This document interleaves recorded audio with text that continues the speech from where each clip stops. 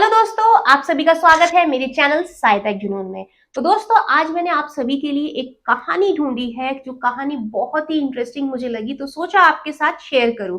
तो दोस्तों, आज की जो कहानी है वो एक पिता के बारे में है जो कि अपने बेटे के मरने के बाद उसके शरीर के लिए कोर्ट से गुहार लगाता रहा कि भाई मुझे मेरे बेटे का शरीर जो है वो दे दिया जाए ताकि मैं इस्लामिक धर्म के हिसाब से उसे एक लास्ट अलविदा तो कर सकूं।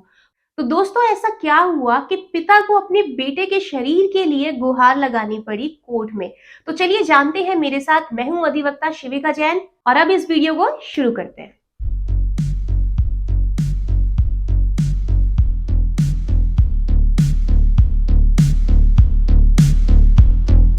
तो दोस्तों, इस केस में होता क्या है कि 15/11/2021 को एनकाउंटर होता है हैदरपुरा में, जो कि कश्मीर है। और दोस्तों, इसमें 4 मिलिटेंट मारे जाते हैं और ये जो एनकाउंटर होता है वो पुलिस और मिलिटेंट के बीच में होता है। और जो 4 मिलिटेंट मारे जाते हैं उसमें से एक बच्चा जो होता है वो इस पिता का होता है, जिसका नाम है आमिर। तो दोस्तों, ये कहानी जो है पूरी इसी पे बेस्ड है। इसमें जो कोर्ट ने बहुत सारी चीजें जो है खुल के बताई है। मुझे ये केस जो है बहुत अलग सा लगा, तो मैंने सोचा कि आप लोगों से डिस्कस करूं। दोस्तों, कमर कस लीजिए और बिल्कुल ध्यान से सुनिएगा कि इस केस में होता क्या है और कोर्ट ने क्या आदेश किया। बहुत ही अहम केस है और बहुत ही अच्छा जजमेंट पास किया दोस्तों इस केस में। और कोर्ट ने जो है इसमें आर्टिकल 21 का जो है बहुत ही अच्छे से समझाया कि आर्टिकल 21 की जो लिमिटेशन है वो कहाँ तक है, इसका जो स्कोप है कितना वाइड है। तो फिर से आ जाते हैं उसी कहानी पर। अब होता क्या है कि सदर पुलिस थाने में एफआईआर दर्ज होती है और उसके बाद जो 4 डेड बॉडीज हैं उनको लीगल फॉर्मेलिटीज के लिए श्रीनगर पुलिस हॉस्पिटल ले जाया जाता है। उसके बाद ब्यूरल के लिए उन चारों डेड बॉडीज को ले जाया जाता है, यानी कि वो जो चारों डेड बॉडीज थी उनको दफना दिया जाता है। अब कहानी शुरू होती है यहाँ से। अब जो मेन फैक्ट्स है वो यहाँ से शुरू होंगे दोस्तों। अब इसमें होता क्या है कि जो 4 डेड बॉडीज होती है उसमें जो 2 डेड बॉडीज होती है वो उनके रिश्तेदारों को दे दी जाती है, यानी कि उन डेड बॉडीज को एक्सह्यूम किया जाता है। एक्सह्यूम का मतलब दोबारा से उन डेड बॉडीज को निकाला जाता है और उनके रिलेटिव्स को दे दिया जाता है to perform their rituals according to their choice. यानी कि जो डेड बॉडीज है वो अपने नेटिव प्लेस पे ले जा सकते हैं, अपनी चॉइस की जगह पे ले जा सकते हैं और रिचुअल्स परफॉर्म कर सकते हैं अकॉर्डिंग टू देयर बिलीफ। उसके बाद क्या होता है, जो फादर है, अपीलांट का जो फादर है यानी आमिर के जो फादर है वो वो भी अपनी बेटी की बॉडी को क्लेम करते हैं, यानी कि एक्सह्यूमेशन के लिए कहते हैं। पर होता क्या है, उनकी बात की सुनवाई नहीं होती है। और जब काफी सारे दरवाजे वो खटका देते हैं और काफी गुहार लगा देते हैं कि भाई मेरा ये अधिकार है कि मैं अपने बेटे के लास्ट रिचुअल्स परफॉर्म कर सकूं एक पिता होने के नाते, और मुझे मेरे बेटे का शरीर दे दिया जाए। और जब उनकी ये बात नहीं सुनी जाती तब एट लास्ट वो जाते हैं हाई कोर्ट। तो हाई कोर्ट में ये जो है केस लगता है। अब देखते हैं कि हाई कोर्ट का क्या फैसला रहा और हाई कोर्ट ने क्या कहा इस केस में। तो दोस्तों, ये जो केस जो है लर्नेड सिंगल जज द्वारा सुना जाता है और यहाँ पे अपीलेंट ये बात रखता है कि भाई मुझे ये अधिकार प्राप्त है आर्टिकल 21 के अंतर्गत, जो कि संविधान में दिया हुआ है। ये कहता है कि भाई मैं अपने लास्ट राइट्स जो हैं एक पिता के होने के नाते अपने बेटे के परफॉर्म कर सकता हूँ अपने धर्म के हिसाब से। और उसने ये भी कहा कि ये बहुत आम बात है कि भाई जो कब्र जो होती है वो उनके रिश्तेदारों द्वारा ही देखभाल की जाती है और कुछ अवसरों पर सम्मान और श्रद्धांजलि भी अर्पित की जाती है। और उसने ये भी कहा कि आर्टिकल 21 के तहत मेरे को ये भी अधिकार प्राप्त है कि भाई मैं अपने बेटे का जो लास्ट रिचुअल परफॉर्म करूंगा उसके लिए भी मेरे को चॉइस है कि मैं चाहे नेटिव प्लेस पे करूं या मेरी जो चॉइस होगी मैं जहां करना चाहूंगा मैं वहां कर सकता हूं। तो दोस्तों, यहाँ तक थी अपीलेंट की बात जो उसने कोर्ट के आगे रखी। अब देखते हैं कि रिस्पोंडेंट ने क्या कहा इसमें। तो इस पर रिस्पोंडेंट का ये कहना था कि जो अपीलांट है वो एक टेररिस्ट है और अगर उनकी बॉडी दे दी जाती है तो सिक्योरिटी मेजर्स हो जाएंगे, सिक्योरिटी इश्यूज हो जाएंगे, उस पर सवाल उठ जाएंगे। और ऐसे सिचुएशन का वो पहले भी सामना कर चुके हैं और उन्होंने स्थिति जो है वो बिगड़ती भी देख चुके हैं। तो उनका कहना ये था कि जो बॉडी है वो बिल्कुल भी नहीं देनी चाहिए, क्योंकि इसमें स्टेट की सिक्योरिटी का भी सवाल है और पब्लिक की हेल्थ का भी सवाल है। पर इस केस में रिस्पोंडेंट ये क्लियर ही नहीं कर पाए कि उन्होंने जो पहले जो 2 बॉडी एक्सह्यूम करके दे दी थी उनके रिश्तेदार को, ताकि वो परफॉर्म कर सके लास्ट राइट्स, अपने जो रिचुअल्स हैं, बिलीफ के अकॉर्डिंगली वो ब्यूरियल परफॉर्म कर सके उनका, तो उनको वो जो बॉडीज़ है वो क्यों दे दी और इनको जो है क्यों नहीं दी?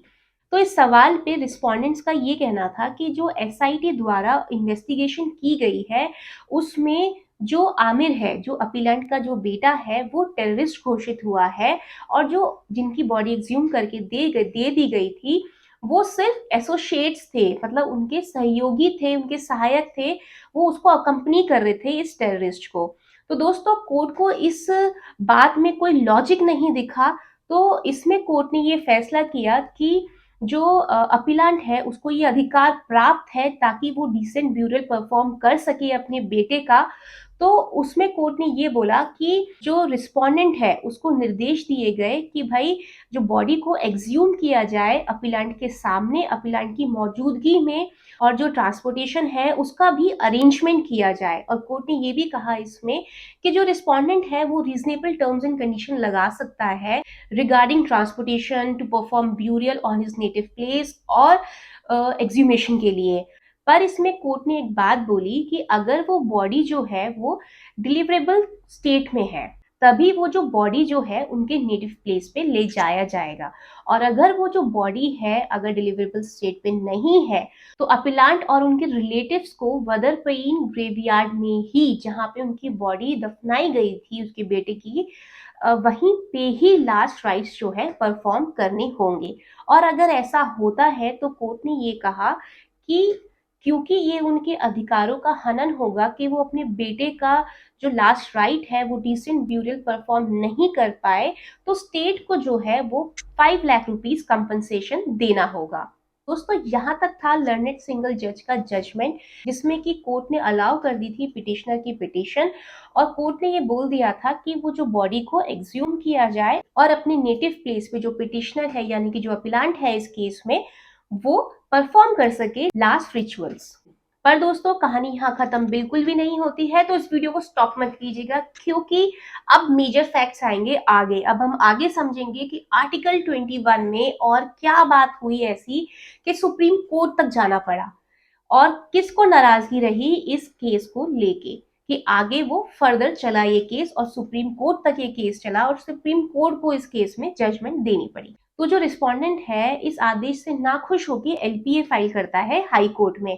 तो वो 2022 में हाई कोर्ट में फाइल करता है और यहाँ पे जो रिस्पोंडेंट था वो बन गया अपीलेंट, और जो पिछले केस में जो अपीलेंट था वो बन गया रिस्पोंडेंट, यानी कि जो फादर थे अब वो बन गए इस केस में रिस्पोंडेंट। ठीक है दोस्तों, यहाँ तक तो आपको बात समझ में आ गई होगी कि अभी तक इस केस में क्या क्या हुआ है। तो अब आगे जानते हैं कि कोर्ट का इसमें क्या फैसला रहा। कोर्ट ने इसमें क्या किया कि जो एक्सह्यूमेशन की बात की गई थी रिस्पोंडेंट द्वारा, वो बात नहीं मानी गई कोर्ट ने। पर जो फादर जो था और उनके जो रिलेटिव्स थे, यानी कि 10 लोगों को अलाउ किया गया वदीर पईन ग्रेवयार्ड में, जहाँ पे उनके बेटे का ब्यूरियल परफॉर्म हो चुका था। वहां पे कोर्ट ने कहा कि फतिया खुमानी आप परफॉर्म कर सकते हो। फतिया खुमानी का मतलब ये हुआ कि जो ब्यूरियल के बाद जो प्रेयर्स होती है उसके लिए कोर्ट ने अलाउ कर दिया था अपीलांट को। पर कोर्ट ने ये भी बोला कि जब ये परफॉर्मेंस हो रही होगी और जब वो अपने राइट्स को परफॉर्म कर रहा होगा वहां पे, तो सिक्योरिटी मेजर्स का भी ध्यान रखा जाएगा और कोविड-19 की जो गाइडलाइंस है उनको भी ध्यान में रखा जाएगा। और कोर्ट ने ये कहा था कि जो 5 लाख का कंपनसेशन उन्हें मिला है वो तो उनको मिलेगा ही। परंतु होता क्या है, जो फादर है, जो पिता था आमिर का, वो नाखुश होता है इस जजमेंट से। उन्हें अधिकार ही नहीं प्राप्त हो पाता कि भाई वो अपने बेटे का जो है वो डिसेंट ब्यूरियल कर पाए अपने धर्म के अकॉर्डिंगली। तो अब वो जाता है सुप्रीम कोर्ट में इसी बात को लेके। तो यहाँ पे अपीलेंट के काउंसिल का ये कहना था कि भाई अब बॉडी को 8 महीने हो चुके हैं दफनाए हुए, तो ऐसी सिचुएशन में, ऐसे सर्कमस्टेंस में केवल रिस्पोंडेंट को ये डायरेक्ट किया जाए कि भाई बॉडी को डिसइंटरमेंट किया जाए, यानी कि एक्सह्यूम किया जाए, और जो अपीलांट है वो सारे रिचुअल्स वहीं परफॉर्म कर सके। और अपीलांट के काउंसिल का ये भी कहना था इस केस में कि जो फादर है वो ये भी चाहते हैं कि वो अपने बेटे की जो बॉडी है उसे पानी से साफ कर सके और न्यू फ्रेश क्लोथ से उसे रैप कर सके। तो मेनली जो लाइन ऑफ आर्ग्यूमेंट था अपीलेंट के काउंसिल का वो ये था इस केस में कि भाई जो आर्टिकल 21 है जिससे अपीलांट को डिप्राइव किया हुआ था, तो ऐसा ना करे। वो ये चाहते थे कि भाई जो जो लास्ट रिचुअल है वो परफॉर्म करने के लिए अलाउ कर दिया जाए। तो इस पर रिस्पोंडेंट का ये कहना था कि भाई अब तो बॉडी को दफनाए हुए 8 महीने हो चुके हैं और अब जो बॉडी है वो डिकम्पोज भी हो चुकी होगी, तो अब एक्सह्यूमेशन का या फिर डिसइंटरमेंट का तो अब सवाल ही नहीं उठता है, क्योंकि इसका जो एडवर्स इफेक्ट है वो पब्लिक की हेल्थ पे पड़ेगा। और रिस्पोंडेंट ने इस पर एक और बात बोली कि भाई अगर अपीलांट की बात मान भी ली जाए, अगर उनकी बॉडी को एक्सह्यूम भी कर दिया जाए और लास्ट रिचुअल परफॉर्म कर देने की मांग मांग मान ली जाए, तो ऐसा होगा कि जो प्रीवियस रिक्वेस्ट होंगी, जो बहुत सारी और भी लोगों की रिक्वेस्ट है सेम ऐसी ही, तो उस चीज पे बाढ़ आ जाएगी। इससे कि होगा क्या, ऑर्डर मेंटेन करना बहुत मुश्किल हो जाएगा और सवाल उठ जाएगा स्टेट की सिक्योरिटी पे, पब्लिक की हेल्थ पे, और ये हाइजीन का भी बहुत बड़ा मामला है। तो यहाँ पे सुप्रीम कोर्ट द्वारा कुछ क्वेश्चन ऑफ लॉज बनाए गए जिसपे ये जो केस है डिसाइड हुआ। तो अब जानते हैं वो क्वेश्चन ऑफ लॉ क्या बने थे। तो जो फर्स्ट क्वेश्चन ऑफ लॉ था वो ये था कि क्या अपीलेंट जो है वो एक्सह्यूमेशन की प्रे कर सकता है। दूसरा जो क्वेश्चन ऑफ लॉज पे ये बना कि क्या अब ये सही होगा कि 8 महीने बाद एक्सह्यूमेशन अलाउ किया कर दिया जाए और जो फादर है और जो उसके रिलेटिव्स हैं वो परफॉर्म कर सके लास्ट राइट्स और जो उनके रिचुअल्स हैं। और जो तीसरा क्वेश्चन इस पे बना वो ये बना कि अगर ये मान भी लिया जाए कि अपीलेंट का ये अधिकार था 21 के तहत, आर्टिकल 21 के तहत, तो क्या अब ये सही होगा जो इम्प्यून जजमेंट है, यानी कि जो लास्ट जजमेंट पास हुआ था, तो उस जजमेंट को अब डिस्टर्ब करना सही होगा, क्योंकि अब जो इस केस में काफी रिस्क इन्वॉल्व था, जिसमें कि सिक्योरिटी मेजर्स का भी सवाल था, स्टेट की सिक्योरिटी का सवाल था, पब्लिक हेल्थ का भी सवाल था। और लास्ट क्वेश्चन ऑफ लॉ इसमें ये बना कि हाई कोर्ट द्वारा क्या कोई सब्सटेंशियल एरर तो नहीं हुई है ऑर्डर पास करते हुए, क्या कोई त्रुटि तो नहीं की गई है हाई कोर्ट द्वारा। तो दोस्तों अब जानते हैं इसमें सुप्रीम कोर्ट ने क्या कहा। तो सुप्रीम कोर्ट का ये कहना था इस केस में कि जो आर्टिकल 21 है वो केवल जिंदा लोगों के लिए नहीं है, वो मरने के बाद भी आर्टिकल 21 का जो स्कोप है वो चलेगा। यानी कि कोर्ट ने ये बोला कि भाई जो डिग्निटी वाली बात है, जो जिंदा लोगों के लिए है, वो मरने के बाद भी डिग्निटी लोगों को मिलेगी। यानी कि जो डेड बॉडीज का फेयर ट्रीटमेंट जो है वो मिलेगा लोगों को आफ्टर द डेथ। बॉडी को पूरा फेयर ट्रीटमेंट मिलना चाहिए। परंतु इस केस में होता क्या है कि कोर्ट को कहीं से भी ये नहीं दिखता कि जो आमिर की जो डेड बॉडी का जो ब्यूरियल परफॉर्म किया गया था उसको डिसेंट ब्यूरियल ना मिला हो, क्योंकि जो रिस्पोंडेंट है उन्होंने अपनी शपथ पत्र पे शपथ लेते हुए ये कहा था कि जो आमिर का जो ब्यूरियल परफॉर्म किया गया वो पूरे इस्लामिक धर्म के हिसाब से किया गया।